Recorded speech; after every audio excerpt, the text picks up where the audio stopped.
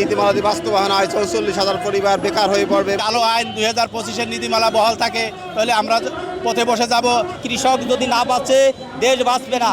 আমাদের ডিলারশিপ যদি না বাঁচে কৃষিতে বিরাট হানি হবে। ২০২৫ সালে যে নীতিমালা করছে কেয়ারটেকার সরকার, এই নীতিমালা যদি বাস্তবায়ন হয় ৪৪,০০০ পরিবার বেকার হয়ে পড়বে এবং এই বেকারের মাধ্যমে লক্ষ লক্ষ মানুষ এর ভিতরে আপনার ইনভলভ আছে, যাতে ধরেন আপনার ডিলার এই ডিলারের মাধ্যমে যে আমরা খুচরা ডিলার সার বিক্রি করি, আমরা একেবারে পথে বসে যাব। লক্ষ লক্ষ টাকা বাকি আমাদের একেবারেই মানে এইটার উপরই আমাদের নির্ভরশীল।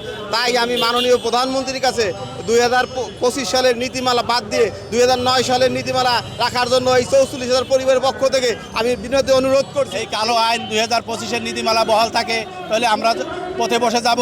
এমনকি আমাদের দেনার দায় অনেকের আত্মহত্যা করতে হবে। তাই আমি সরকারের কাছে আকুল আবেদন, যেহেতু এই সরকার জনবান্ধব সরকার, এই সরকার দেশের মানুষের কথা শুনে থাকেন এবং দেশের কল্যাণে কাজ করে থাকেন, তাই আমি প্রধানমন্ত্রীর নিকট আকুল আবেদন আমরা যেন ২০০৯-এর নীতিমালা বহাল থাকে এবং আমরা সুন্দরভাবে ব্যবসা করে আমাদের জীবনযাপন করতে পারি।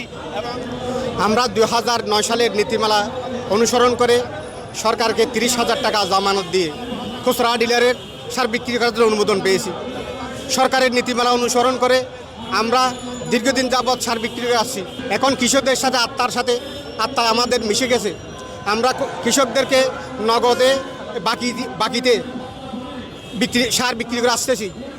জানি না অন্তর্বর্তী সরকার আসার পরে আমাদের না জানিয়ে আমরা কি অপরাধ করছি এগুলো না বলে আমাদের ২০২৫ সালে একটা নতুন নীতিমালা তৈরি করে আমাদেরকে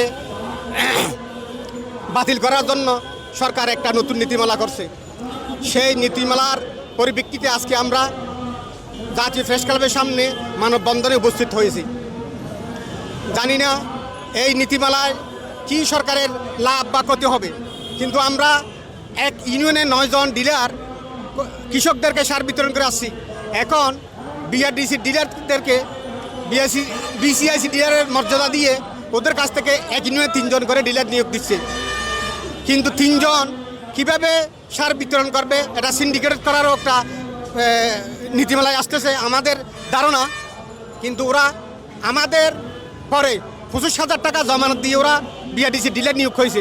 আমরা কিন্তু ওদের আগেই ৩০,০০০ টাকা জমানত দিয়ে সরকারকে এই সার বিক্রি করার জন্য অনুমোদন পেয়েছি। আমরা এই সার কৃষকের গোরদরায় পৌঁছে দেয়, আমাদের দ্বারা কৃষক উপকৃত হইতেছে।